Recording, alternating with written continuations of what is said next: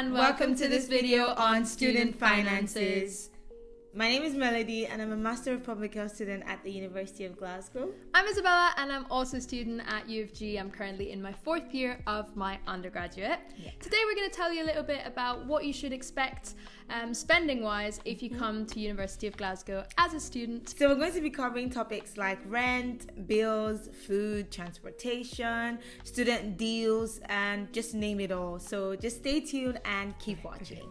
Okay, so the first thing we're going to talk about today is what you should be expecting to pay in rent when you live in Glasgow and study here. So this obviously really depends on what kind of accommodation you're living in and also where in Glasgow you're living. I'd say if you live in a privately rented flat and share with around 3 to 4 people, then that's about £600 to £750 per month per person if you lived in the West End, so that's anything that's really close to the university.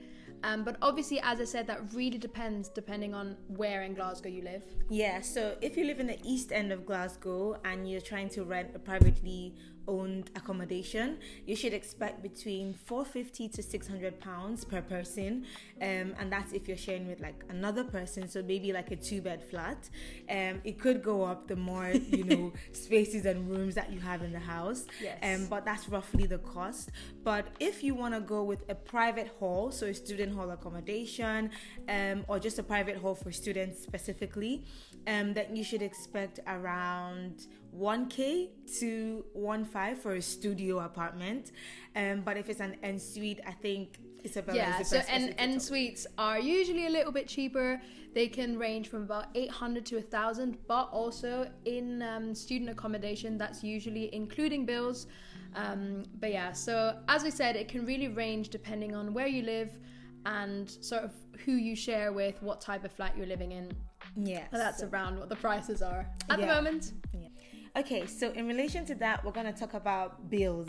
So bills are included in your rent as in student accommodations. So if you're staying in a student accommodation, you don't have to pay bills. They're all included in the money you pay for rent. However, if you're staying in a privately let accommodation, that means you'll be paying bills such as electricity, gas, and maybe council tax. But for electricity and gas, which are the most common bills that you would pay, for summertime, it ranges between £30 to £40 for electricity and gas. But for wintertime, when it gets a lot colder, and it gets very cold here, very cold, it ranges between like £60 to £80. So yeah, that's roughly the cost for that for living in a privately owned accommodation. Of course, apart from that, as a student, you usually need Wi-Fi as well. But there's some really good deals on that. So companies like Now TV, Virgin, and Sky as well, they usually have some student deals going for your Wi-Fi contracts, and that can range. I'd say usually it's about £15 per person. Obviously, it depends on how many people you share a flat with.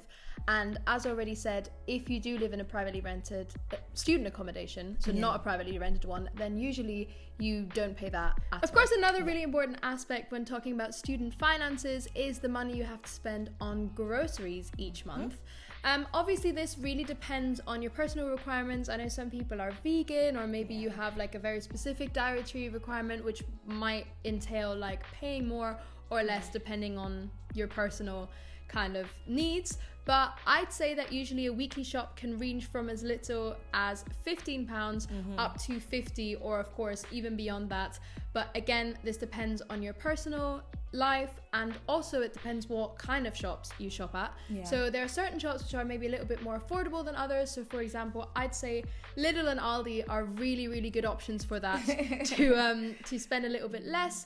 And then for example, Tesco, Waitrose, Sainsbury's, M&S or Co-op, they all high end, but also it really depends on what kind of food you buy. So maybe some shops will be a little bit cheaper for veggies, and then other shops might be cheaper for other things. So my tip would be to really have a look at all of the shops and maybe figure out like what kind of groceries are best to get from what kind of shop. Yeah, I agree. And I just wanted to add that we have discounts available for students when you go to some of these shops. And some of these shops also have plus apps. They have club cards. So Tesco has a club card and you get points, and you can get some prices for some items reduced when you use the club card. So that's a good advantage for when you want to get stuff from Tesco. They also have like a Lidl Plus app as well. So even though you get stuff for cheap or reasonably affordable at Lidl, you can get it for cheaper at Lidl. But yeah, so they also have like student discounts, meal plans and meal deals that they sell that you can spend like on a wrap, a drink, and for a very good amount or a very good price. And also you can use your student ID card to take advantage of some of these places. Once you show them, some places might give you some things for free, for discounts, or just at a little less than they would have sold it. So yeah. One thing also to add to that is actually that our university, so our university has a student eco hub located in the Boyd Orr building, and on 3 days a week they actually put food into a community fridge which they installed there. So if you have a look out to when they sort of restock this fridge, sometimes you can also get some really good food that's like too good to go from supermarkets that you can get for free there. So definitely keep a lookout for that as well, because that's a great way of sort of contributing to obviously not wasting food and also spending a little bit less on your weekly grocery shops. And just to add, you might get toiletries separate from your normal food groceries, and that could range between £15 to £25. Of course, we are females, so I don't know how much that would cost for men, or any other gender, but I think that's a good enough amount. So maybe like 15 to 25 on like toiletries, like tissue paper, things like that. Yeah, I'd agree. Yeah. Okay, let's move on to my favorite part of this, and that's all the discounts we get as students. I'm a massive fan of that. So there's some apps where you can sort of view the best discounts you can get. I'd recommend Uni Days and also Student Beans. Honestly, there's so many discounts ranging from food to like fashion to like honestly everything. And so really do some research into that, because you can get discounts almost everywhere.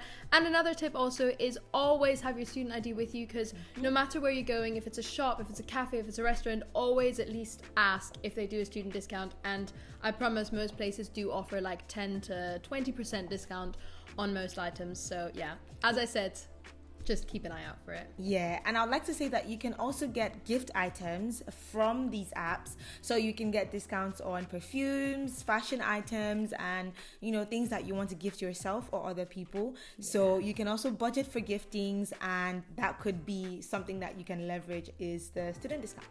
Yeah, and of course that also like especially during like Christmas time or like for birthdays, that's just really helpful. Yeah. Especially when you're struggling sort of with finances but still want to do something nice. Yeah. Another really important topic that we're going to cover today is transport, of course, because that's really important when traveling in and out of university. Once again, this really depends on your individual requirements. So for example, me, I live in the West End, which obviously means that when traveling to uni, I can just walk. Walking around the West End does not take very long. So if you live very close to the university, that is usually free. Also, a really good thing is anyone who is under the age of 22 and studies in Scotland can get a free bus pass. That means that you can take almost every bus for free, even if you, for example, want to go on trips to Edinburgh or other places of Scotland, and it's just a really good way to A, travel, but B, also explore new places. Yeah, but if you live a bit farther away from the university, say you live in the city centre or you live in the East End, you might need to take transport links like the subway or the bus or even the train. Glasgow just got some very lovely new subway trains. Oh yeah, they're really nice. They're better than the old ones.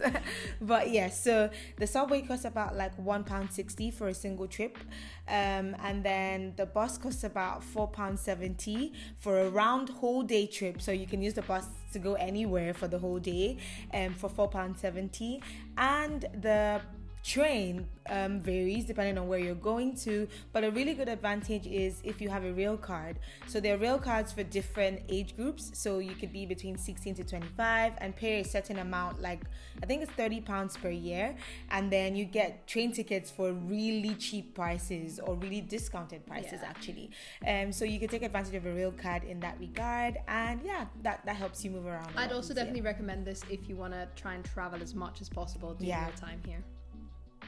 A really crucial part of student life at UofG is the societies and clubs that you can join. There's a range of societies. Honestly, anything you can think of that is your hobby, there will probably be a society here.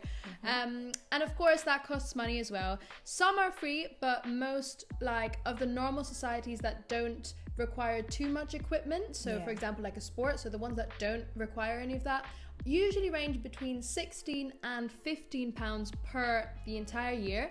But then some societies cost a little bit more, so for example if you're like in a more sporty society or a society that's more active, that can range from I'd say around 30 to even 70 pounds, but again that's for the entire year. Yeah, and like she said, it varies. Sometimes it could be less than that for some societies that just meet up to discuss, plan events. Maybe it's like less than £6 to £15. It varies, to be honest. But yes, so another thing to also keep in mind is the social organizations or the charity organizations or even just the faith-based organizations that you're a part of. So you could give to your church, you might want to give to the United Nations work that's being done in the UK or anywhere else. So I think it's important to factor that in, and this can vary. There's no specific amount, but I think it's something to consider, especially if these things are important to you. So if you're the kind of person who wants to give to the people who need more than you have, I don't know, then you can budget for this. And I think that's also important. And I think another thing is professional development. Some people are part of professional members of some societies, like the Public Health Society of the United Kingdom, things like that, and that could range between like 30 to 100 pounds for a student membership. So it goes higher than that, but if you're a student, then it shouldn't cost too much to be a part of that for a whole year.